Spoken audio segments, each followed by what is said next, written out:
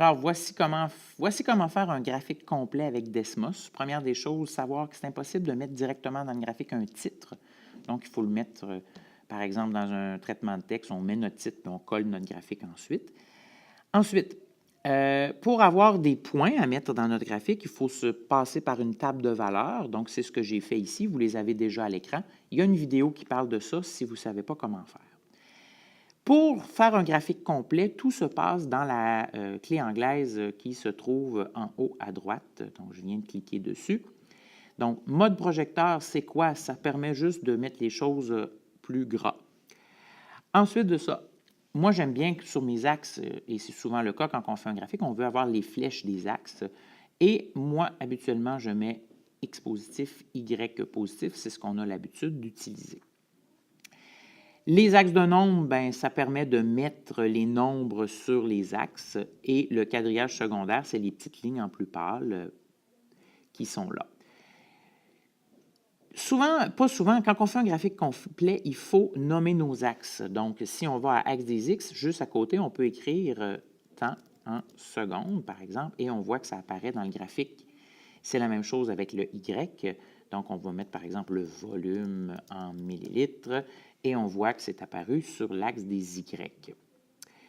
Autre chose qui peut être intéressante aussi, c'est le pas. Donc, ça s'appelle, l'expression complète, c'est le pas de graduation. Le pas de graduation, ça permet de dire à Desmos à quel intervalle on veut qu'il mette une graduation avec le chiffre d'inscrit sur la droite. Donc, comme par exemple, si je mets un pas de 2, bien là, on voit qu'il ne se passe rien.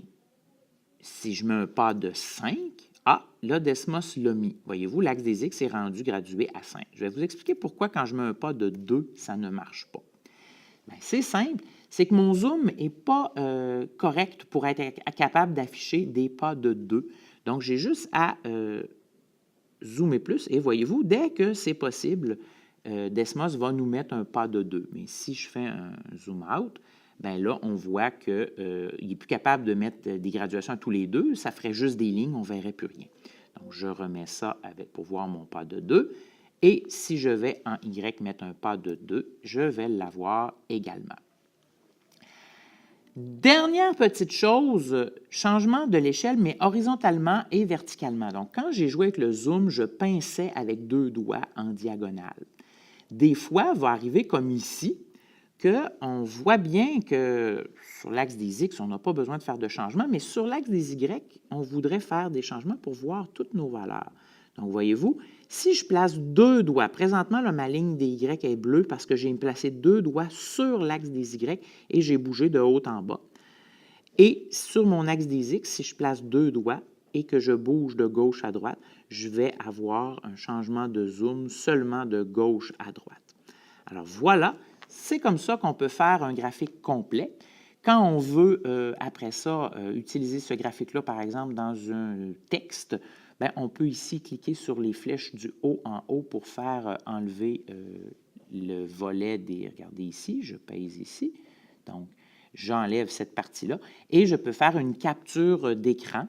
Et donc, si je fais une capture d'écran, par exemple, ça vient de se faire. Et si je clique sur ma capture d'écran dans le bas à gauche qui est apparue, je peux tout de suite la recadrer et travailler avec mon graphique qui est là, comme ceci. Et je peux utiliser, après avoir enregistré dans Photo, je vais pouvoir utiliser ce que j'ai produit. Donc voilà, c'est comme ça que vous pouvez travailler faire un graphique complet avec Desmos.